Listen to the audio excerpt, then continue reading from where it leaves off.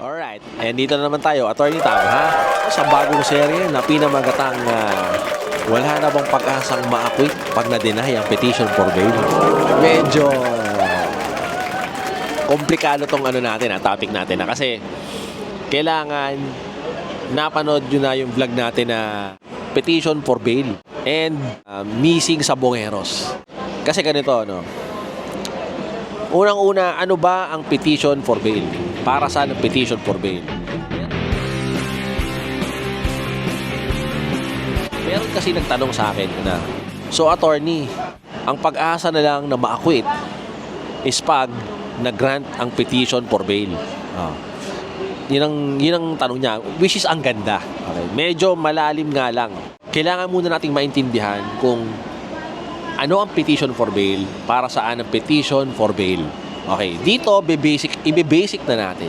Ang petition for bail is petition niya na hinihiling mo kay judge na Your Honor, payagan mo naman ako magpiyansa kasi ang kaso ay no bail. Okay. So, nagpe-petition for bail ka lang kapag ang kaso mo ay no bail. Ayan ha. Panoorin niyo yung petition for bail tsaka yung missing sa Bongeros sa vlog natin. Ano-ano yung mga kasong no bail kadalasan? Kidnapping for ransom, murder, okay. Yung drugs, section 5, yung tulak, no bail yan. Okay? Yan yung mga common na no bail na kaso, pero marami pang iba. Ibig sabihin, mabibigat yung mga kaso. Kaya no bail. Wala silang automatic na right to bail under the Constitution. Panoorin nyo yung busy sa Bongeros sa vlog, in-explain ko yan dyan. So, pag ganyan ang kaso, yung accused, madalas kong na-experience to sa mga drugs cases, nagpe-petition for bail kami. Okay, nagpe-petition for bail kami kasi no bail, nakakulong. Habang nagka-trial, arraignment, pre-trial, trial, nakakulong ang akusado. Pe-petition for bail kami para baka sakaling payagan siyang magpiyansa pag grinant ang petition for bail. Ang ganda kasi nung tanong dahil, attorney, ang pag-asa na lang bang ma-acquit is pagka nag-grant ang petition for bail?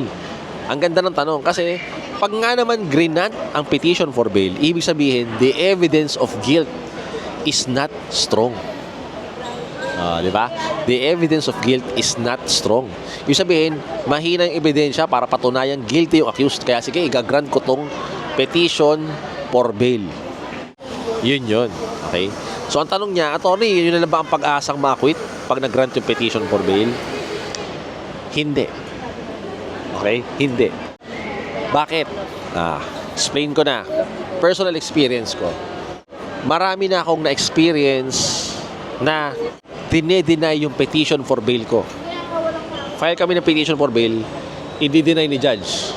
Nakalagay doon, sufficiente ang ebidensya ng prosecution, denied ang malakas ang ebidensya ng prosecution, denied ang petition for bail. Okay? Marami na akong na-experience na ganyan. Pero in the end, pagdating sa judgment, na-acquit. So, kinaklaro ko na sa inyo, hindi lang yung pag-grant ng petition for bail ang pag-asa mo. Bakit ganun, attorney? Bakit? Kasi sa petition for bail, si piskal lang o kaya yung private prosecutor, yung prosecution lang ang naglalabas ng ebidensya. O yan siya lang ang witnesses niya lang ang pauupuin niya. Sasabihin nila, ganyan ang ginawa, ganyan. Hindi pa naglalabas ng ebidensya ang accused. Wala pa siyang ebidensya. Yung prosecution lang ang magpepresenta ng ebidensya. Titingnan lang ni judge kung enough yun yung mga ebidensyang nilabas niya. Yung testimonial, documentary, object. Titingnan niya lahat yun. Kung sa tingin niya, sufficiente, i-deny niya yung petition for bail mo. Agad-agad. Hindi pa naman kasi pauupuin yung akusado ron. Ang tawag namin dyan, hearing for the petition for bail lang. Hindi pa siya yung regular na proceeding na trial. Nagpepresenta lang si piskal o kaya yung private prosecutor ng mga ebidensya niya para dun sa petition for bail na pinail ni accused, na pinail ko. Para dun sa accused. So, maraming pagkakataon na kahit i-deny ni judge ng korte yung petition for bail. So, ibig sabihin, pag dinenay niya yung petition for bail, the evidence of guilt is strong, right? Pero, kasi naman si prosecution lang ang umupo. Mga ebidensya lang ni prosecution ang tinignan pa lang ni judge kung balakas siya. But not necessarily, wala nang pag-asang ma-acquit.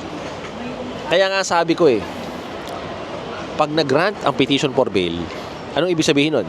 The evidence of guilt is not strong, but not necessarily acquitted na. Di ba? Lagi kong nilalabas yan. Hindi naman, pag-grant ang petition for bail mo, acquitted. Hindi naman agad ganun yun. Kasi, yung hearing nyo sa petition for bail, para sa petition for bail lang yun. Kung papayagan ka magpiyansa o hindi. Pag hindi ka pinayagan magpiyansa, dininay ang petition for bail mo, hindi ibig sabihin nun na wala ka ng pag-asa na ma-acquit. O, pag grant ang petition for bail mo, hindi naman ibig sabihin nun na acquitted ka na. So, yung tanong sa atin nitong nag-comment na, attorney, so ang pag-asa na lang bang ma-acquit is pag nag-grant ang petition for bail? Hindi. Kasi ako mismo, personally, experience ko, kahit dinideny ng korte ang petition for bail, in the end, pag nag full-blown trial na, nakapaglabas na ng ebidensya yung mga akusado, mga witnesses niya, na-acquit pa din. May maraming pagkakataon na ganun. Meron din naman ako ako mismo may personal experience ako. Nag-petition for bail ako, isang kaso mabigat to. Granted yung petition for bail ko. Ang problema, nung tumuloy na yung regular proceeding, yung trial, pati ako tinakasan na nung kliyente. Hindi na nagpakita yung kliyente ko. Yun ang masakit doon. So, nag-withdraw na ako doon sa kaso kasi wala na yung kliyente, hindi ko na makita ko na. Pati ako tinakasan. Okay? Na siya, na-convict yung kliyente na yun. Kasi hindi na siya nakapaglabas ng ebidensya niya Experience ko lang yun. Hindi ko na nasundan kung ano pa nangyari doon. So, it doesn't necessarily mean na pag nag-grant ang petition for bail mo, malaki na pag-asa mo. Hindi naman, wag kang pakampante. Pero hindi rin naman porket na-deny yung petition for bail mo, wala ka ng pag-asa ma-acquit. Hindi ganun yun. Okay, coming from me, take it from me. Ha? Dahil na-experience ko lahat yan. Okay? So, maraming pong salamat sa pakikinig. God bless, ha? Ciao!